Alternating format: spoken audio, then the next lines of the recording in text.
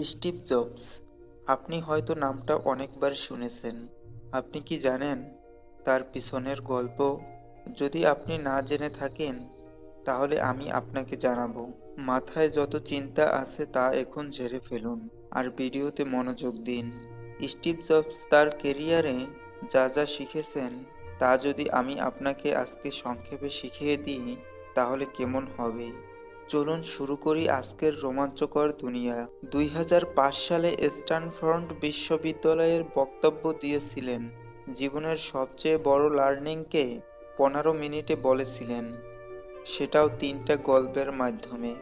আপনাদের যদি আমি জিজ্ঞাসা করি, আপনি কি সেই মূল্যবান বক্তব্যটা শুনেছিলেন? অধিকাংশ মানুষ বলবে না। বড় বড় মোটিভেশনাল স্পিকাররা এই বক্তব্যটা হাইলি রিকমেন্ড করেছিলেন, জীবনে একবার হলেও শুনতে বলেছেন। যদিও সেই বিখ্যাত বক্তব্যটা ইংলিশে ছিল, তাই হয়তো অনেক মানুষের ইচ্ছে থাকার পরেও শুনতে পারেনি। আমি আজ আপনাদের সেই বিখ্যাত বক্তব্যটা বাংলায় অনুবাদ করে শোনাবো। চলুন এখন স্টিভ জবসের দুনিয়ায় চলে যাই। আমি রিড কলেজে ভর্তি হওয়ার মাত্র ৬ মাসের মধ্যে ড্রপড আউট হয়ে যাই। কিন্তু দেখা গেল তারপর আরও প্রায় ১.৫ বছর সেখানে থেকে গেলাম।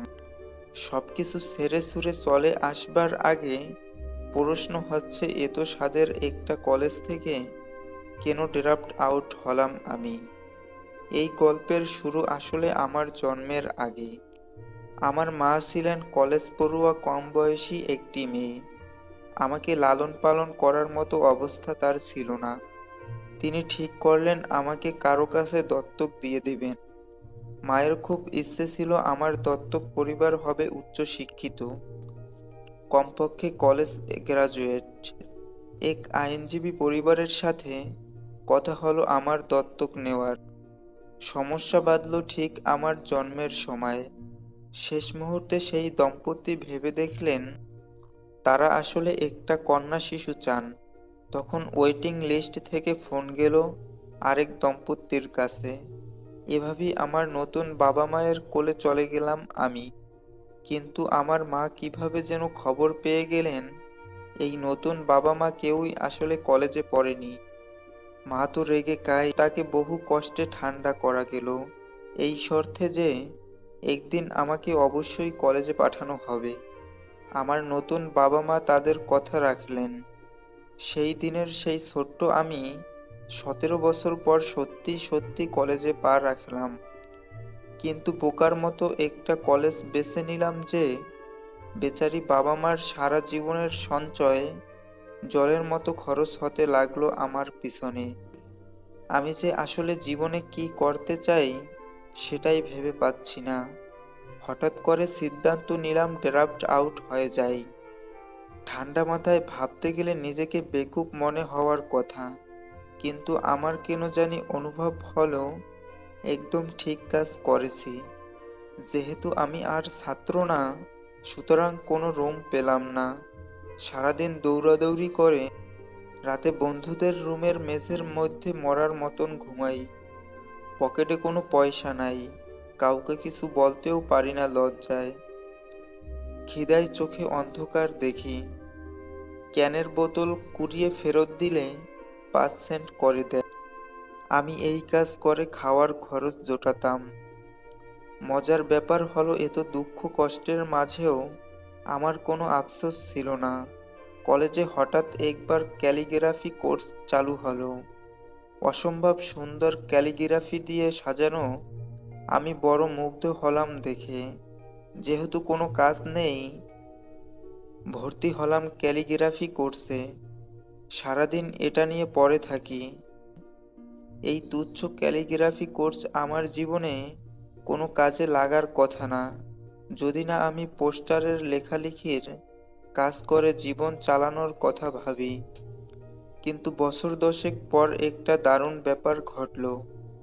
আমরা যখন প্রথম ম্যাক কম্পিউটারের ডিজাইন করেছিলাম, সেই কলেজের জীবনের ক্লাস বাদ দিয়ে শেখা ক্যালিগ্রাফি কোর্সের কথা আমার পরম মমতায় ম্যাক কম্পিউটারকে সাজালাম অসম্ভব সুন্দর সব টাইপোগ্রাফি দিয়ে।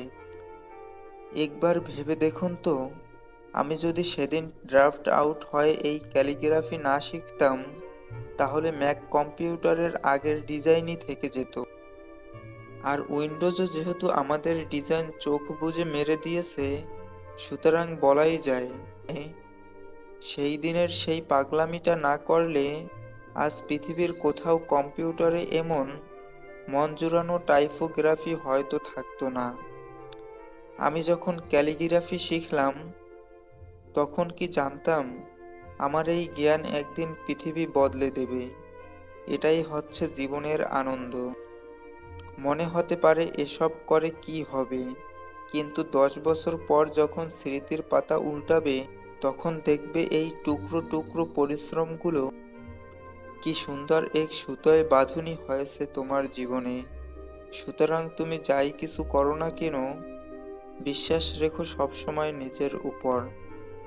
আমার দ্বিতীয় গল্পটা ভালোবাসা নিয়ে। নেশা আর পেশা যার মিলে যায় সে বড় ভাগ্যবান। আমি খুব কম বয়সে আমার ভালোবাসার জায়গাটা খুঁজে পেয়েছিলাম। ও এবং আমি যখন বাসার গ্যারেজে অ্যাপেলের যাত্রা শুরু করলাম, তখন আমার বয়স মাত্র 20। দিনরাত খাটতাম আমরা। দেখা গেল মাত্র 10 বছরের মাথায় সেই গ্যারেজ জন্ম নেয় অ্যাপেল নামে। এখন $2 বিলিয়ন বিশাল এক প্রতিষ্ঠান হয়ে দাঁড়িয়েছে, যেখানে 4,000-এরও বেশি মানুষ কাজ করে। আমার 30তম জন্মদিনের কয়েকদিন পরে বাজারে আসলো অ্যাপেলের কালজয়ী উদ্ভাবন, দ্য ম্যাকিনটশ, এবং তারপরই আমাকে অ্যাপেল থেকে বের করে দেওয়া হলো। কি আজব কাণ্ড! নিজের হাতে তৈরি করা একটা প্রতিষ্ঠান থেকে কিভাবে কেউ তোমাকে বের করে দেয়। ঘটনা হচ্ছে, অ্যাপল যখন বড় হতে লাগলো, তখন এই বিপুল কাজের চাপ সামলানোর জন্য আমরা একজন জ্ঞানী লোককে এনেছিলাম। কয়েকদিন পর দেখা গেল তার সাথে আমার চিন্তা ভাবনার মিল নাই। অ্যাপেলের ভবিষ্যৎ নিয়ে তার আর আমার পরিকল্পনা আকাশ পাতাল ফারাক। সবার সমর্থন ও সাথেই আছে, সুতরাং মাত্র 30 বছর বয়সে আমাকে নিজের কোম্পানি থেকে বের করে দেওয়া হলো। সারা জীবনের ভালোবাসা উড়ে গেল বাতাসে। আমার বুকের ভেতরটা দুমড়ে মুচড়ে গেল কষ্টে। কিন্তু এই দুঃখের মাঝেও একটা জিনিস অনুভব করলাম, আমার ভালোবাসাটা হারিয়ে যায়নি। পরের 5 বছর আমি নেক্সট নামের একটা কোম্পানি খুললাম, তারপর পিকচার নামে আরও একটা, এবং প্রেমে পড়লাম অসাধারণ এক রমণীর। বিয়ে করে ফেললাম দুজনই। এই পিকচার থেকেই আমরা বের করলাম পৃথিবীর প্রথম computer animated film toy story.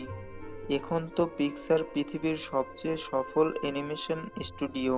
দারুণ চমকপ্রদ এক কাহিনী ঘটল। অ্যাপল নেক্সটকে কিনে নিল। আমি আবার ফিরে আসলাম প্রাণের প্রতিষ্ঠানে। নেক্সটে আমরা যে প্রযুক্তি উদ্ভাবন করেছিলাম, সেটার উপর ভিত্তি করেই অ্যাপেলের আজ এই জয় জয়কার। লরেন আর আমি দুজনেই গড়ে তুললাম দারুণ সুখী একটা পরিবার। আমি বুকে হাত দিয়ে বলতে পারি, সেদিন অ্যাপেল থেকে ছাঁটাই না হলে এই অসাধারণ ব্যাপারগুলো ঘটতো না আমার জীবনে। এটাই তো জীবনের আনন্দ। মাঝে মধ্যে এমন সব ঘটনা ঘটে যে মাথায় আকাশ ভেঙে পড়বে তোমার, কিন্তু হাল না ছাড়লেই দেখবে সবকিছু নতুন করে আরো সুন্দর হয়ে উঠেছে। আমার বয়স যখন 17, তখন কোথায় যেন পড়েছিলাম, যদি প্রত্যেক দিন এমনভাবে কাটাও যেন আজই তোমার জীবনের শেষ দিন, একদিন না একদিন ব্যাপারটা সত্যি হবেই। ওই উক্তিটি আমাকে গভীরভাবে অনুভূত করলো। আমি বিগত 33 বছর প্রতিদিন সকালে আয়নার দিকে তাকিয়ে নিজেকে বলি, তুমি আজ যা যা করবে প্ল্যান করেছো, আজ যদি তোমার জীবনের শেষ দিন হতো, তবুও কি তাই করতে? মরে তো একদিন যাবই। এই কথা মাথায় থাকলে জীবনের কঠিন সিদ্ধান্তগুলো নেওয়া একদম জলের মতো সহজ হয়ে যায়। জীবনকে আসলে আমরা অনেক জটিল করে তুলি। মৃত্যু তো একদিন আসবেই। বছরখানেক আগে আমার ক্যান্সার ধরা পড়ল। ডাক্তার থমথমে মুখে জানালেন, আমার ক্যান্সারটা সেরে যাবার সম্ভাবনা খুব কম। মাস 6 বেঁচে থাকতে পারলে সেটাই হবে পরম পাওয়া। স্ক্যানে দেখা গেল আমার প্যানক্রিয়াস টিউমার ধরা পড়েছে। প্যানক্রিয়াস কী জিনিস সেটাই আমি জানি না। ডাক্তার বললেন বাসায় গিয়ে বিশ্রাম নিতে, পরিবারের সাথে সময় কাটাতে, সবকিছু গোছগাছ করে নিতে। আমি বুঝলাম বিদায় ঘন্টা বেজে গেছে। আমার বাচ্চাগুলো কি সুন্দর, ওদের হাসি দেখলেই মন জুড়িয়ে যায়। তাদেরকে আমি কিভাবে বলবো, বাবা কিন্তু আর বেশি দিন নেই। তোমাদের কোলে নিতে আমার বুকটা ভেঙে গেল। আমি সারাদিন ডায়াগনোসিস এর কাগজ হাতে নিয়ে বসে থাকলাম। সন্ধ্যায় আরেকটা বায়োপসি করানো হলো। আমার গলার ভেতরে এন্ডোস্কোপ ঢুকিয়ে সেই টিউমারের কিছু কোষ নিলেন তারা। পরীক্ষা নিরীক্ষার শেষে যখন ফলাফলের পালা, আমার স্ত্রী দেখলেন ডাক্তারের চোখে জল। আপনি অসম্ভব সৌভাগ্যবান একজন মানুষ। আপনার ক্যান্সারটা খুব বিরল পর্যায়ে, সেটা অস্ত্রোপচার করে সারানো সম্ভব। আমি সেই অস্ত্রোপচারটা করালাম এবং এখন আমি একদম সুস্থ একজন মানুষ। মৃত্যুকে এত কাছ থেকে আমি আর কখনো দেখিনি। অনিবার্য মৃত্যু আমাকে গ্রাস করে এসেছিল, অথচ কি অবাক বেঁচে রইলাম আমি। এই অভিজ্ঞতার পর মৃত্যু নিয়ে আমার এক গভীর উপলব্ধি হলো। মরতে চায় না কেউ এই সুন্দর ভুবনে। যে মানুষটা স্বর্গে যাবার স্বপ্নে বিভোর, সেও কিন্তু মারা যেতে চায় না এত তাড়াতাড়ি। তবুও মৃত্যু আমাদের সবার শেষ গন্তব্য।